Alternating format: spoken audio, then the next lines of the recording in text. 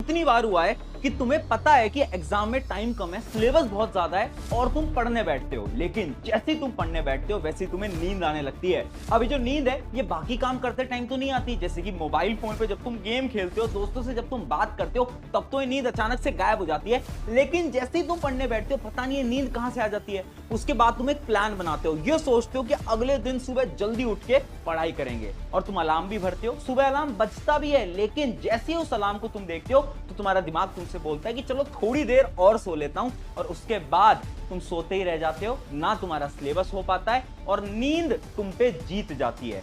अब आज मैं तुम्हें यही सोल्यूशन बताने वाला हूं कि आखिर जो नींद वाली प्रॉब्लम है इसको कैसे कंट्रोल किया जाए। सो हाय एवरीवन, मैं हूं आप सभी का अपना प्रशांत भैया।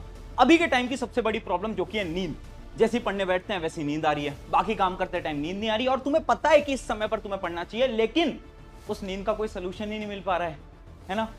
अब मैं एक ऐसा प्रैक्टिकल सोल्यूशन देने वाला हूं ना, जिस सोल्यूशन से लाखों बच्चों की मदद हुई है। ठीक है, 7 स्टेप का एक प्रोसीजर है। अब मैं एकदम गारंटी से बोल रहा हूं, अगर इस 7 स्टेप को फॉलो करोगे तो ये नींद वाली प्रॉब्लम कम हो जाएगी या तो एकदम खत्म हो जाएगी। लेकिन आज अगर तुमने वीडियो को नॉर्मली देखा, वीडियो सुनी और वीडियो चले गए तुम यहां से, और तुमने अप्लाई नहीं करे एक भी रूल को, तो कोई भी मदद नहीं होने वाली। तो सुनना, साथ साथ में अप्लाई करना, वो बहुत इंपॉर्टेंट है हमारे लिए। तो स्टार्ट करते हैं 7 स्टेप के क्या क्या रूल हैं। सबसे पहला स्टेप नंबर 1 जो कि है डेली रूटीन। अब ध्यान से समझना यार, तुमने एक चीज नोट करी है, जब तुम बहुत छोटे थे और जब तुम सुबह उठते थे ना, तो तुम्हारे अंदर बहुत एनर्जी होती थी। कैसे तुम्हारे अंदर इतना जोश होता था कि तुम कुछ भी कर सकते हो।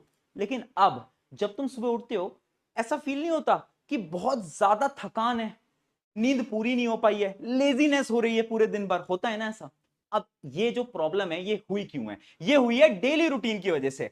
आज के समय पर आप कितने बजे सो रहे हो ना, उससे उतना फर्क नहीं पड़ता, लेकिन आप डेली किस किस टाइम पे सो रहे हो उससे फर्क पड़ता है। समझाता हूं, इमेजिन करो एक स्टूडेंट है जो कि कभी तो 10 बजे सोता है, कभी 11 बजे, कभी 12 बजे, कभी रात के 1 बजे, कभी 2 बजे। वो अलग अलग टाइम पे डेली सोता रहता है। अब इससे क्या होता है, जो हमारी बॉडी क्लॉक है ना, वो ढंग से काम ही नहीं कर पाती, जिस वजह से आपकी बॉडी के अंदर वो एनर्जी बचती नहीं है जब भी आप सुबह उठते हो। इस वजह से ये फर्क नहीं पड़ता कि आप रात को 10 बजे सोते हो, 9 बजे या 12 बजे। फर्क इस बात से पड़ता है जितने भी बजे आप सो रहे हो, सेम टाइम हर रोज फॉलो करो। अगर 12 बजे भी सो रहे हो ना, तो 12 बजे डेली सोने जाना है, और सुबह अगर 7 बजे उठ रहे हो तो 7 बजे डेली उठना पड़ेगा। इस प्रोसीजर को अपने दिमाग के अंदर डाल लो। ऐसा नहीं कि अब तो बहुत एग्जाम्स वगैरह आ गए हैं, अब तो हम 4 बजे सोएंगे और उसके बाद दूसरे टाइम पे जगेंगे, कभी इस टाइम पे सोएंगे कभी उस टाइम पे जगेंगे, ऐसा नहीं करना। और इंपॉर्टेंट यह है कि आप हर रोज 6 से 7 घंटे की नींद लो। मुझे पता है कि जब एग्जाम्स होते हैं तो इतनी नींद ले पाना बहुत मुश्किल होता है, यह बात मुझे बहुत अच्छे से पता है, लेकिन कोशिश करो उतनी नींद तुम हर रोज लो। अब आते हैं स्टेप नंबर 2 की तरफ, जो कि है सब्जेक्ट स्विचिंग मेथड। अब ध्यान से समझना। देखो यार, तुमने एक चीज नोट करी है ना कि मोबाइल फोन्स के, जब हम गेम खेल रहे होते हैं, दोस्तों से बात करते हैं, इंस्टाग्राम की रील तक चलाते हैं, तब हमें नींद नहीं आती, और जैसे ही पढ़ने बैठेंगे अचानक से नींद आएगी। क्यों? बिकॉज पढ़ाई बोरिंग होती है, ये रियलिटी है। अब हम पढ़ाई को इंटरेस्टिंग कैसे बनाएंगे? देखो, तुम्हें ना एक मेथड को फॉलो करना है जिसको सब्जेक्ट स्विचिंग मेथड बोलते हैं। अब इस मेथड के अंदर तुम्हें क्या करना है कि तुम्हें ना अपने सब्जेक्ट्स को बदलते रहना है। अगर हम सेम चीज को बहुत लंबे समय तक करते हैं तो हमें नींद आती है। जैसे इमेजिन करो तुम्हें मैथ्स करनी थी और तुम पिछले 2 घंटे से सिर्फ मैथ्स ही पढ़े जा रहे हो। अब होगा क्या कि तुम्हारे दिमाग को ना थकान महसूस होने लगेगी। तो आपको क्या करना है, 1-1.5 घंटे एक सब्जेक्ट पढ़ना है, फिर अगले 1 घंटे कोई और सब्जेक्ट पढ़ना है, अगले 1 घंटे कोई और सब्जेक्ट पढ़ना है। उससे क्या होगा, जब हम सब्जेक्ट्स को स्विच करते रहेंगे हमारा दिमाग ज्यादा एक्टिव रहेगा। मैं अपने टाइम पे क्या ट्रिक फॉलो करता था, दिन के समय पे मैं ज्यादा प्रोडक्टिव होता था। उस समय पर मैं क्या करता था, वो सब्जेक्ट्स जो मुझे बिल्कुल पसंद नहीं थे, जैसे कि एसएसटी, ये सब जो थ्योरेटिकल सब्जेक्ट्स होते हैं, उनको मैं पढ़ता था। रात को जब मुझे नींद आ रही होती थी तब मैं अपने सबसे फेवरेट सब्जेक्ट को पढ़ता था, जैसे कि मैथ, साइंस।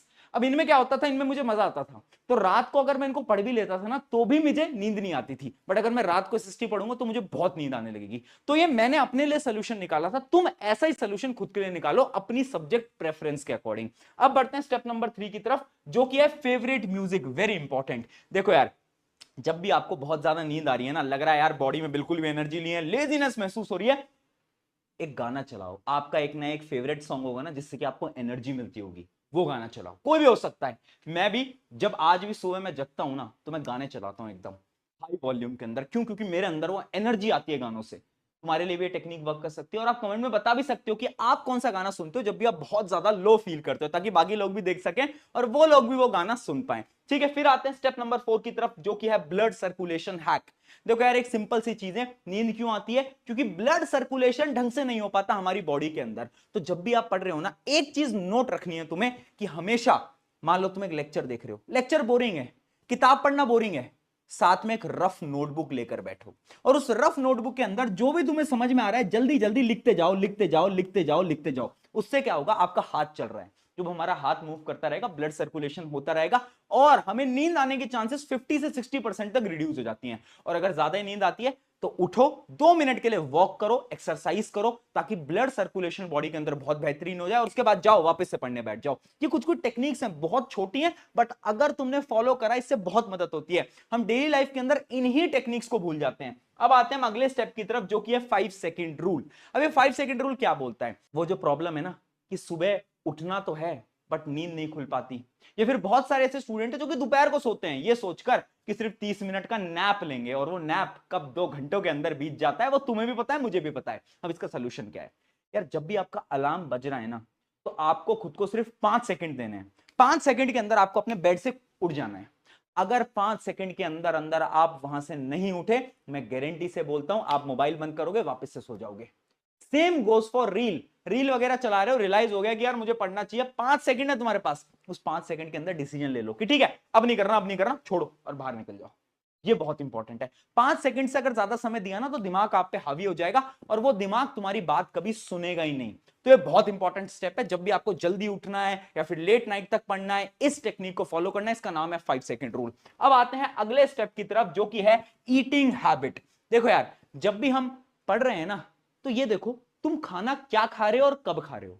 अगर तुम ज्यादा ही जंक खाना खा रहे हो, है ना, जो कि आजकल बहुत लोग खाते हैं, बर्गर पिज्जा, उससे क्या होता है, नींद आने की चांसेस ज्यादा बढ़ जाती हैं।